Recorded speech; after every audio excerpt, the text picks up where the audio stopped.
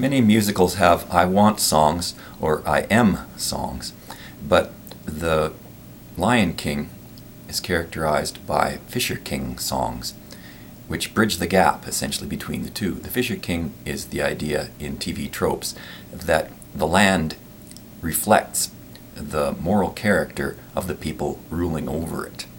Good people live in good lands, bad people live in bad lands. And if something changes about the people ruling the lands, you see it actually change the character of the land itself in the movie, so that when something happens that seems to be physically impossible, you can think of it as a manifestation of the characters, to a small degree, actually creating the reality they live in. The Lion King is largely, as Jordan Peterson points out, about moral development, but he doesn't notice when the moral development proceeds to its greatest extent. The Pride Lands are defined in several ways. One is that everybody is acting or thinking, or at least we're told that way by Mufasa, that everyone is acting or thinking like a lion. So in one way or another, he says everybody's a predator. This is a kindly white lie that Mufasa tells to Simba. He might have more accurately said that when we die, our bodies become the grass. The antelope smoke the grass and thus become easier to hunt by other predators because they've lost all of their motivation to run away.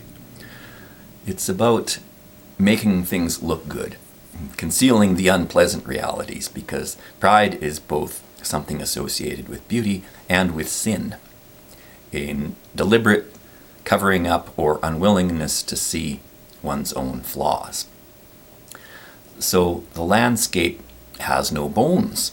This is one of the most notable physical impossibilities in a normal landscape.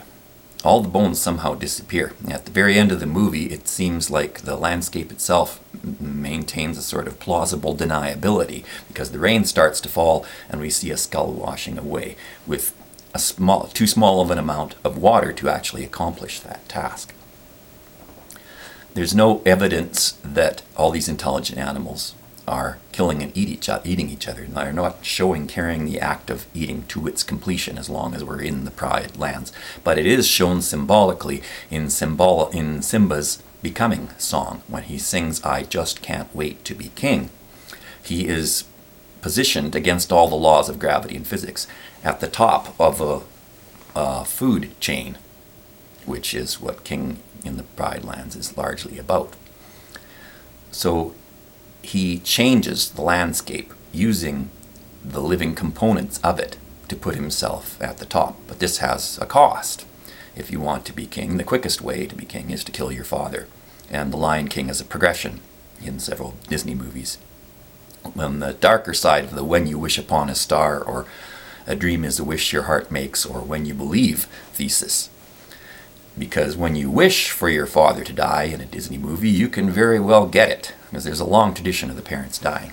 From Bambi, which is alluded to in The Lion King, when the Mufasa says that they eat the antelope, an antelope or an African equivalent of deer, to Frozen, where you have the main character who wants to be queen apparently killing both of her parents. So there's an increasing evolution of how responsible the children are for the deaths of their parents. In Bambi, it's traumatic, but Bambi isn't seen as responsible, whereas in The Lion King, Simba wants to be king as soon as possible, and that has to do with his father dying, and then it gets worse than that in Frozen.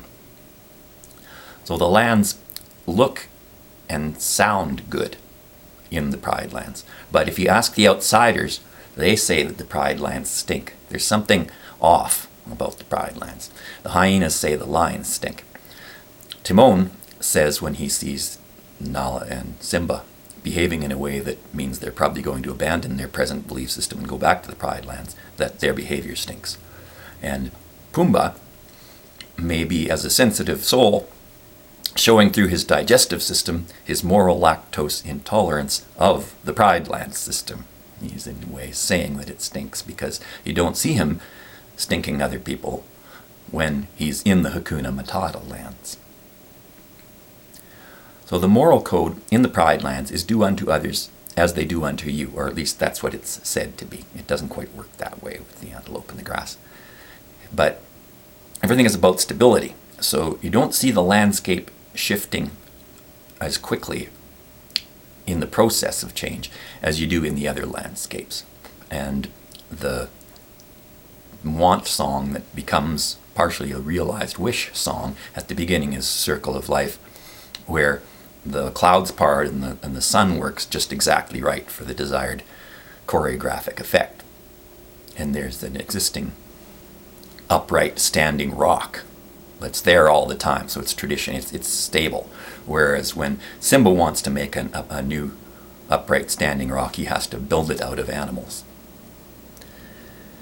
The false news in the Pride lands is something done by Zazu, where he uses puns to give double meanings to things that don't really need to be reported, because they're just doing things, expressing things that they're exactly what you'd expect out of the current behavior of the animals. And Simba acts as you'd expect, but in a very symbolic once again way, because he tries to pounce, he tries to hunt a cricket or a grasshopper, what we might think of as a Jiminy cricket, who was a speaking insect in an earlier Disney movie, Pinocchio, and also the one who sings When You Wish Upon a Star. And Simba is wishing for things that will ultimately cause him trouble. Though there is no choice in whether you're going to become a king, if you're born to be the king in the Lion King lands, the Pride lands.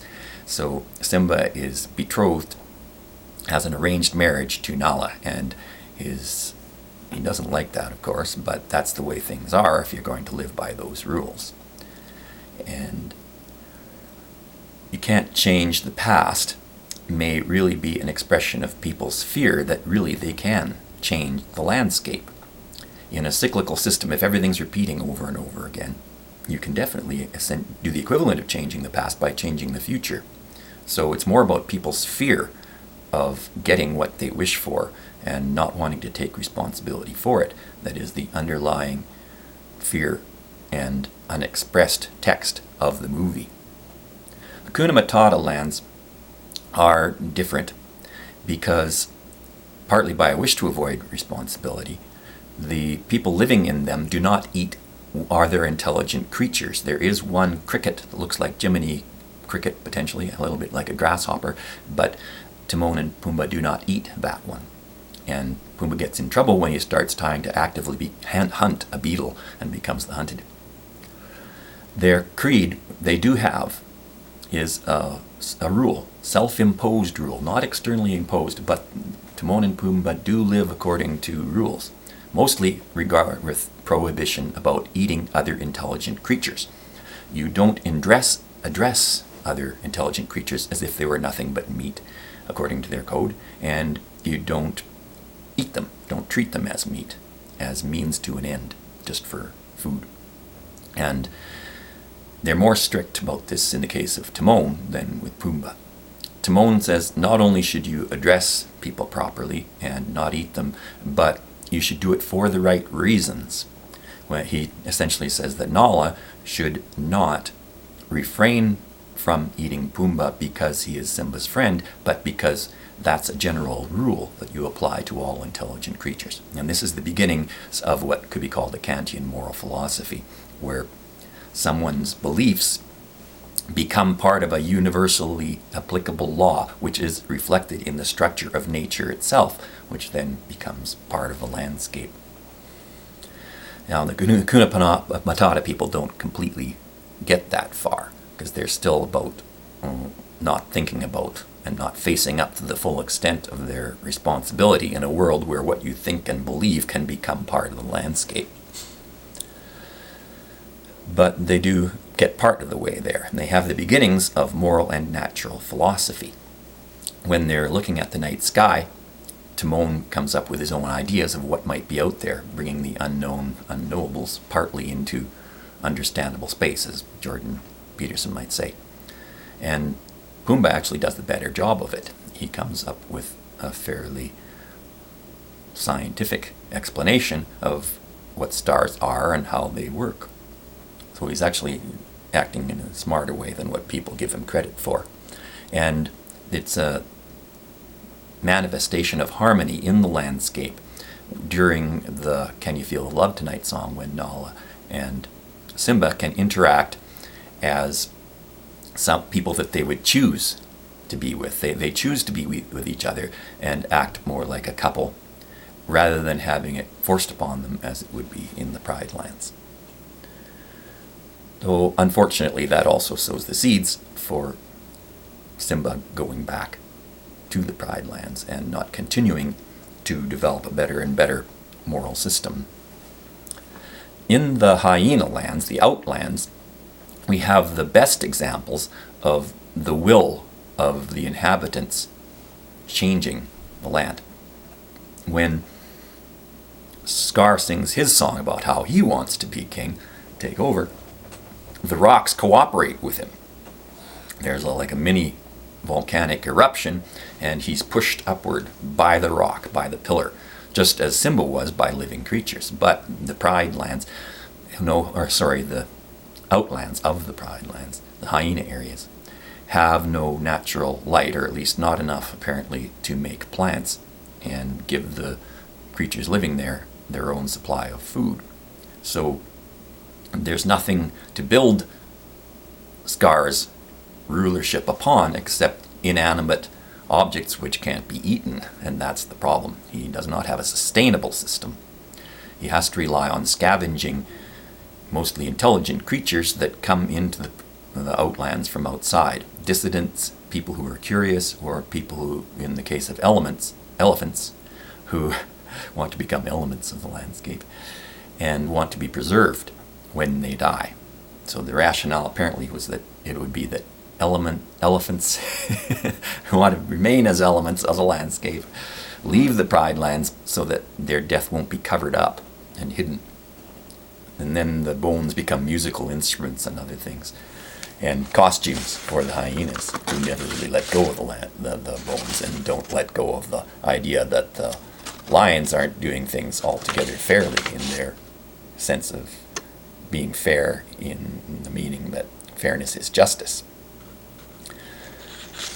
When one political system takes over the other, when Scar and the hyenas take over the Pride Lands, their character of the land shifts. The Bone Lands expand, so the whole thing becomes like one massive, dark, unproductive graveyard.